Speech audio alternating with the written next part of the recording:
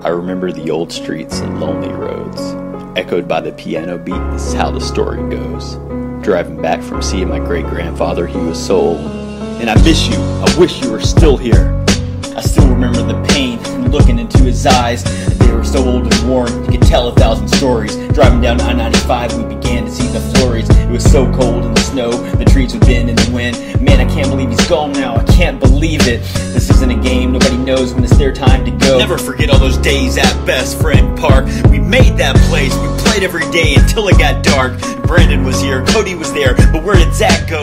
Now they're all gone, they've all gone home, so I'm left home alone, forced to be so strong, forced to be out in the road in the snow as the cold wind blows. But here I am in Boston, and I reflect on those days in Atlanta when I was 14, riding in the back of my dad's station wagon. See, I was chilling in the backseat, wondering why and how it happened to me. So many thoughts were going through my mind. Dad was in the front seat with my mom by his side. They were talking and confused, we didn't know what to do. Where are we going now, huh? Our family was reduced by 2. See, Southern Georgia is where I'm from, and this is where I grew up. This is what made me. These deaths made me tough. Seeing my great-grandfather work every day of his life, using his hands like a man, lived on a farm with his wife. And what do you know about calluses on both hands? Having to feed your family and take care of every single thing by the age of 10. What do you know about having to take care of everything yourself? Working 18-hour days and being gentlemen in the South, feeding the need to eat and building the house, believing and receiving the seed just to feed the mouths, working all evening, not leaving even with blisters bleeding out, chopping the wood in the even just provide heat for the house.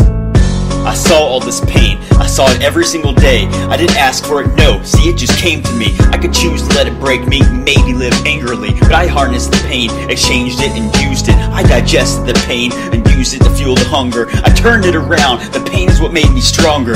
It wasn't over yet, nah, see, I vividly remember. Next month, here we go again, 19th of December. ICU room, my grandfather is ill and needed help. I'll never forget how his old hands felt. Cold, empty room in rainy December weather. It was just us in the room, it was our last time together. Hooked up to the machines till we couldn't even speak.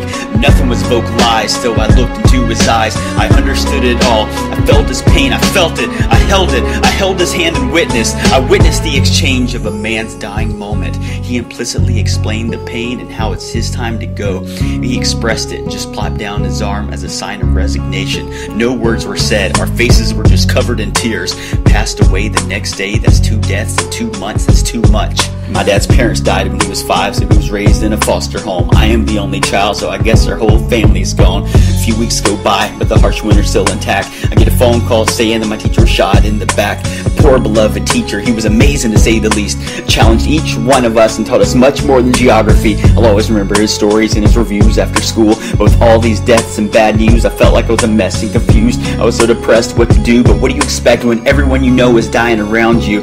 But then I reflected on these 3 men and everything they said to me. At least I have both my parents and my whole life ahead of me. I'll always be thankful for these men and the advice that they've given. I decided to cherish what I have. Screw dying, it's time to start living.